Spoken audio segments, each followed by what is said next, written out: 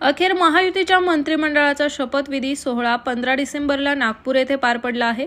यावेळी मंत्रिमंडळ विस्तारात एकूण 39 मंत्र्यांनी आज शपथ घेतली आहे। यामध्ये भाजपाचे 19, शिवसेनेच्या 11 आणि राष्ट्रवादी काँग्रेसच्या 9 मंत्र्यांनी शपथ घेतली आहे। तसेच यावेळी नव्या सरकारमध्ये अनेक नव्या चेहऱ्यांना संधी देण्यात आली आहे।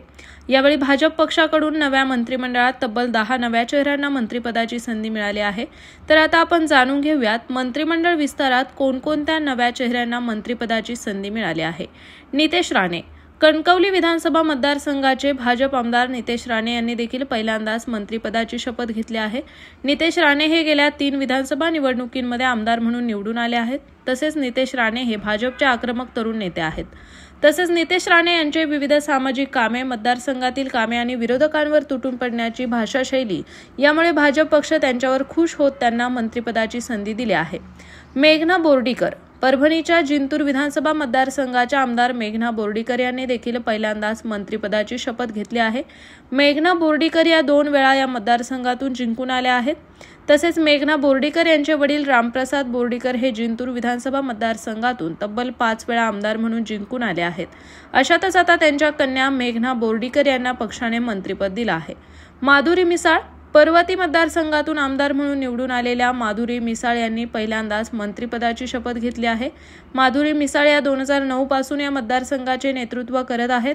तसेच त्या सलग 4 वेळा पर्वती मतदारसंघातून निवडून देखील आल्या आहेत। मात्र यंदाच्या वर्षी त्यांच्या कामांमुळे भाजप पक्षाने त्यांना राज्यमंत्रीपदाची एक संधी दिली आहे। गणेश नाईक भाजपचे ज्येष्ठ नेते गणेश नाईक यांनी देखील पहिल्यांदाच मंत्रिपदाची शपथ घेतली आहे। गणेश नाईक हे भाजपचे नवी मुंबईतील ताकदवान नेते समजले जातात। गणेश नाईक हे 2004 पासून आमदार म्हणून सलग 5व्यांदा विधानसभेत निवडून आले आहेत। गणेश नाईक यांचा आधी शिवसेना, नंतर राष्ट्रवादी काँग्रेस पक्ष आणि आता भाजप असा प्रवास राहिला आहे। मात्र यावेळी भाजपने त्यांना मंत्रिपदाची संधी दिली आहे। जयकुमार गोरे सातारा जिल्ह्यातील मान विधानसभा मतदारसंघातून 4 वेळा आमदार म्हणून निवडून आलेले जयकुमार गोरे यांनी देखील पहिल्यांदाच मंत्रिपदाची शपथ घेतली आहे। जयकुमार गोरे हे मुख्यमंत्री देवेंद्र फडणवीस यांचे अत्यंत जवळचे निकटवर्तीय मानले जातात। मात्र आता त्यांच्यावर मंत्रिपदाची जबाबदारी दिली आहे। शिवेंद्रराजे भोसले सातारा विधानसभा मतदारसंघातून आमदार म्हणून निवडून आलेले शिवेंद्रराजे भोसले यांनी मंत्रिपदाची शपथ घेतली आहे। शिवेंद्रराजे भोसले हे 2019 मध्ये सातारा विधानसभा मतदारसंघातून आमदार म्हणून निवडून आले होते। मात्र त्यानंतर ते यंदाच्या विधानसभेत आमदार म्हणून निवडून आले आहेत। शिवेंद्रराजे भोसले यांची सातारा जिल्ह्यात मोठी ताकद आहे। अशातच आता त्यांना भाजप पक्षाने मंत्रिपदाची संधी दिली आहे। पंकज भोयर सलग 3 वेळा आमदार पदावर विराजमान झालेले वर्धा मतदारसंघाचे आमदार पंकज भोयर यांनी देखील मंत्रिपदाची शपथ घेतली आहे। यावेळी पंकज भोयर यांच्यावर राज्यमंत्रीपदाची जबाबदारी दिली आहे, त्यामुळे त्यांनी राज्यमंत्रीपदाची शपथ घेतली आहे। अशोक उईके राळेगाव मतदारसंघाचे आमदार अशोक उईके यांनी देखील मंत्रिपदाची शपथ घेतली आहे। अशोक उईके हे 2014, 2019 आणि 2024च्या निवडणुकांमध्ये सलग 3 वेळा आमदार म्हणून निवडून आले आहेत। त्यामुळे यंदाच्या वर्षी पक्षाने अशोक उईके यांना मंत्रिपदाची संधी दिली आहे।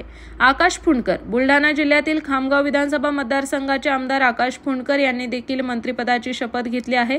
आकाश फुंडकर हे भाजपचे ज्येष्ठ आणि दिग्गज नेते प्रकाश फुंडकर यांचे चिरंजीव आहेत। तसेच आकाश फुंडकर हे खामगाव मतदारसंघातून सलग 3 वेळा आमदार म्हणून निवडून आले आहेत।